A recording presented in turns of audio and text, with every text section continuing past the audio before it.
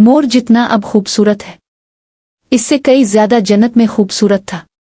मोर की खूबसूरती पे सभी परिंदे फिदा थे, लेकिन उन सब खूबियों के बावजूद मोर से ऐसी कौन सी खता हो गई थी जिससे अल्लाह तबारक व ताला ने मोर को जन्नत से निकाल दिया।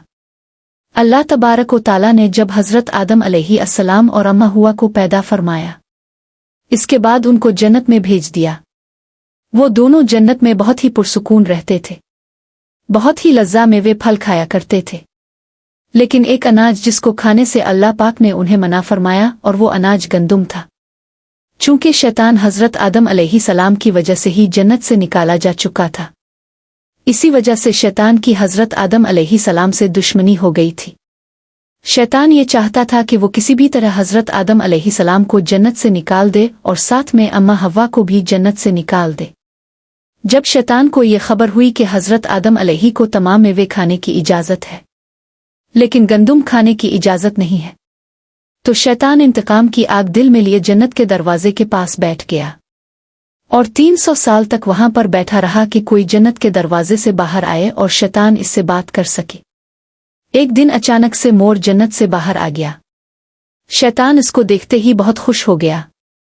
शैतान ने पूछा, ए खूबसूरत परिंदे, तुम कौन हो? मोर बोला, मैं मोर हूं। अब तुम अपना तारुफ करवाओ। शैतान ने जवाब दिया कि मैं आलम कुरूबा का एक फरिश्ता हूं।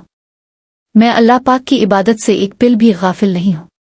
मैं चाहता हूं कि मैं जन्नत में जाऊं, वहां की नेमतों का अपनी आंखों से मुशाहिदा करूं।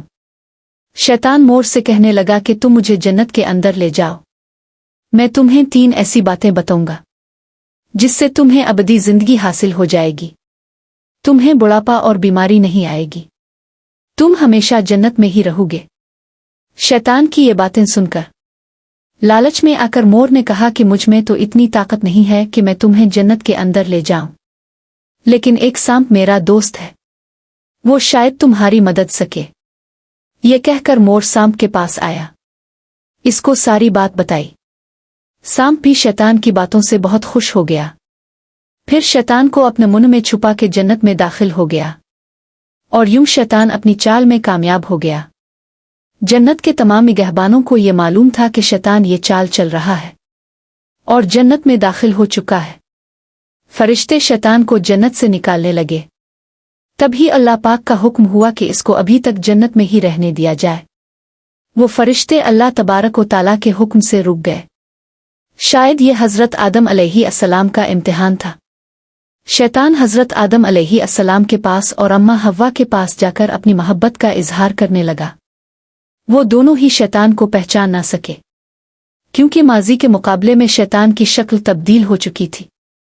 शैतान कहने लगा कि मैं चाहता हूं कि आप दोनों हमेशा जन्नत में इसी तरह जिंदगी गुजारें, हमेशा खुश रहें। हज़रत आदम अलैहिस्सलाम इसकी बात बहुत गौर से सुनने लगे।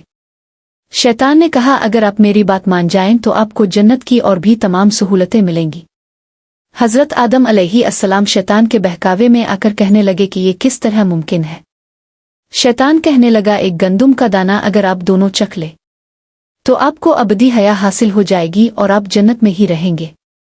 ये बात सुनकर हज़रत आदम अलैहिस्सलाम के दिल में रुझान पैदा हुआ, लेकिन उनके दिल में अल्लाह की नाफरमानी का खौफ गालिब आ गया। जबकि अम्मा हव्वा शैतान की बातों में आ गई, जिस पर अम्मा हव्वा ने हज़रत आदम अलैहिस्सलाम को राज़ी कर लिया। फिर उसके बाद उन दोनों ने इस गंदुम के दाने को चख लिया। जैसे ही गंदुम का दाना उनके अंदर गया तो दोनों के 70 वाजे हो गए, जिसके बाद दोनों अपने अपने 70 छुपाने लगे और खौफे खुदा से कांपने लगे। इसी दौरान अल्लाह तबारक व ताला ने फरिश्तों को ये हुक्म दिया कि हज़रत आदम अलैहिस्सलाम और अम्मा हव्वा दोनों को ज़मीन पर उतार दो। हज़रत आदम अलैहिस्सलाम को श्रीलंका के करीब नीचे ज़मीन पे भेज दिया, जबकि अम्मा हव्वा को जदा की सरजमीन पर उतारा गया। जिन खूबसूरत पैरों से चलकर मोर शैतान को जन्नत के अंदर लेकर आया था, वही खूबसूरत पांव अल्लाह पाक ने मोर से ले लिए। सांप जो अपने मुंह में शैतान को छुपा कर लाया था, इसके मुंह की खूबसूरत खुशबू को छीनकर इसमें जहर डाल दिया गया। फिर मोर के साथ साथ सांप को भी जन्नत से निकाल दिया गया।